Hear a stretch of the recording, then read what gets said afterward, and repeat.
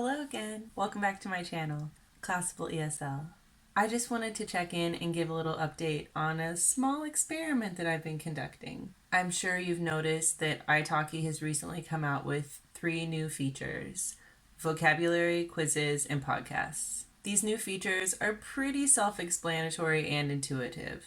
Vocabulary allows teachers to create flashcards to share with students and potential students. Quizzes are a community feature with which teachers can write standalone multiple choice questions.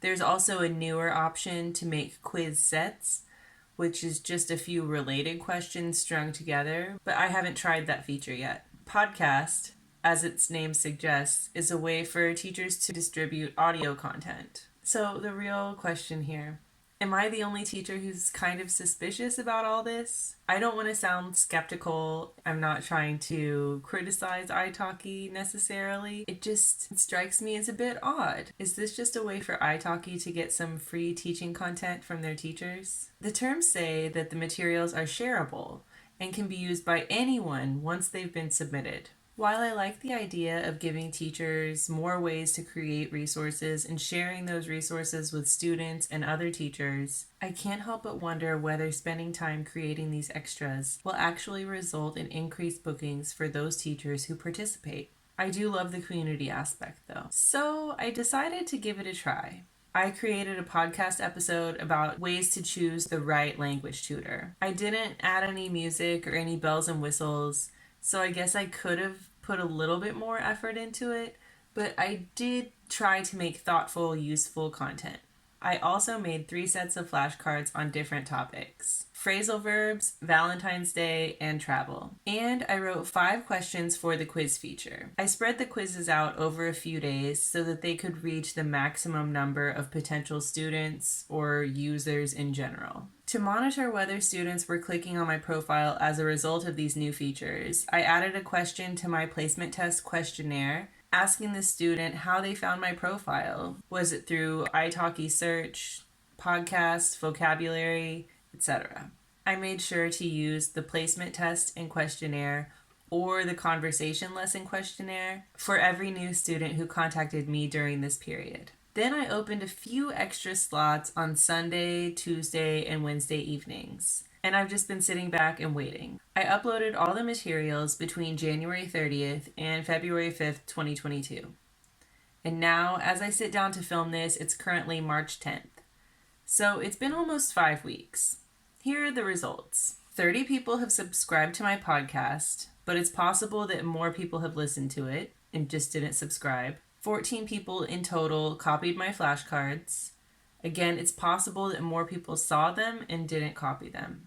And 764 people responded to my quizzes. However, it must be noted that many of those participants could have been other English teachers who would have no interest in taking a class with me.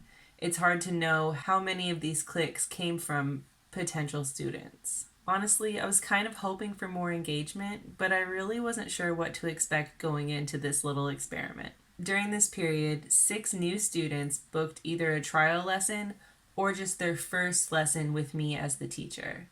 2 of those were instant lessons who picked me kind of at random just because I was available. And the other 4 students all responded to the questionnaire, and they each said that they found my profile through the Italki search feature. So sadly, it seems like making those materials might not have resulted in any new bookings for me. I'm not going to say this is the most scientific method to test this. I'm not sure if a little over a month is really long enough to produce enough data to draw a conclusion. I guess I could make another follow-up video if something changes.